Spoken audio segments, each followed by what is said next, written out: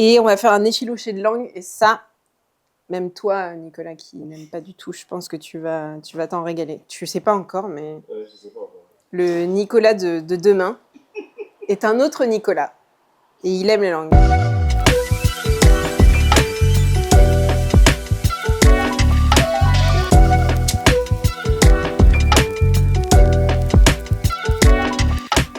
On va faire un bouillon pour la langue. Dans le bouillon, je vais d'abord blanchir la langue pour retirer toutes les impuretés. Et après, je referai un autre bouillon avec les aromates. Donc on va la couper en deux. Comme ça, j'aurai une moitié de langue à snacker. Regarde, comme c'est magnifique. Pour l'effiloché, je vais prendre la plus grosse. Et donc les deux, on va les préparer en même temps dans un bouillon. Donc là, j'ai juste fait blanchir la langue pour débarrasser des impuretés. Blanchir, normalement, c'est juste 20 minutes. Enfin, ça dépend de la pièce de viande. Là, on a quand même fait une bonne heure, donc on a quand même fait de la pré-cuisson. Mais on va faire une deuxième cuisson avec des aromates. On va laisser cuire au moins 3 heures. L'effiloché, t'as vraiment envie que ça fonde en bouche. Donc 3 heures minimum. Et pour l'effiloché, on va doubler le temps pour que ce soit vraiment, vraiment fondant. C'est une recette qui prend du temps. Ok, donc on va mettre nos chères langues là-dedans. Hop, hop. Les oignons. Notre queue de brocoli. On va mettre une grosse carotte. Ça, c'est les carottes qu'on va utiliser pour le ketchup. Moi, j'aime bien le piment, donc j'ai mis un gros piment vert. Hop. Et tout ça, ça part aux oubliettes. Donc là, c'est bien, la langue, elle est débarrassée de toutes ses impuretés. Il y aura juste... le bouillon, il sera pas totalement clair, mais... Voilà. Tiens, je vais mettre aussi ça, les queues d'oignons. Hop. Alors, pendant que ça cuit, on va s'occuper de nos langues qui ont cuit déjà moult heures. Ça sent vraiment comme un pot-au-feu. Donc voilà.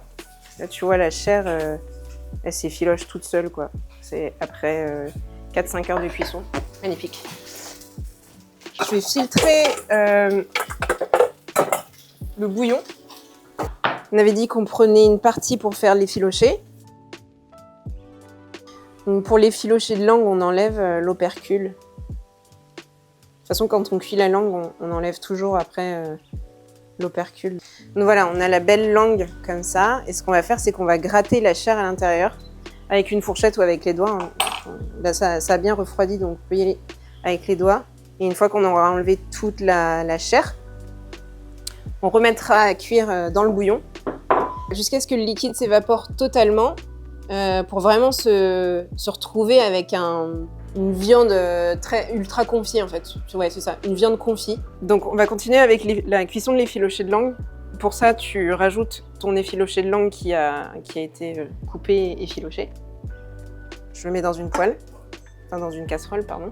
Je rajoute le bouillon de cuisson et je laisse mijoter jusqu'à ce que l'eau soit quasiment évaporée. Et ensuite, on va se retrouver avec vraiment une langue confit.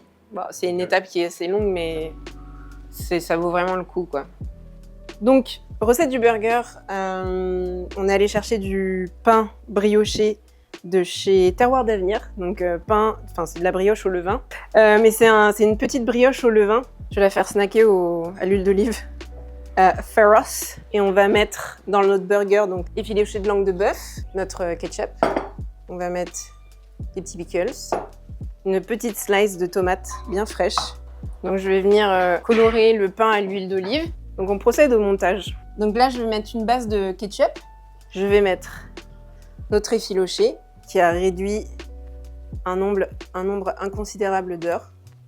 On est à au moins 6 heures de réduction. Ouais. Et c'est ça qui rend la chose encore meilleure. Hop. On met les petits pickles d'oignon qu'on a fait à la veille. Et voilà, notre burger effiloché langue de bœuf. La brioche, c'est trop bon en plus. Wow. La sauce ketchup, elle est vraiment bien. Ah, merci, tu fais plaisir. Alors la langue, hein? Le jour où Nicolas a mangé de la langue, je te regarde pas, vas-y. Je vais prendre un peu l'air, je regarde ce qui se passe dehors. Il y a eu un rictus. Il fait genre, il fait le mec stoïque, mais il y a eu un rictus. Non, c'est bon, c'est bon, c'est tout. Et voilà, la deuxième bouchée, c'est bon. Ah oui, que c'est bon. Bravo, Rock and Joe. Merci, Rock and Joy. Ben voilà. Non, Ah, bah ça fait plaisir.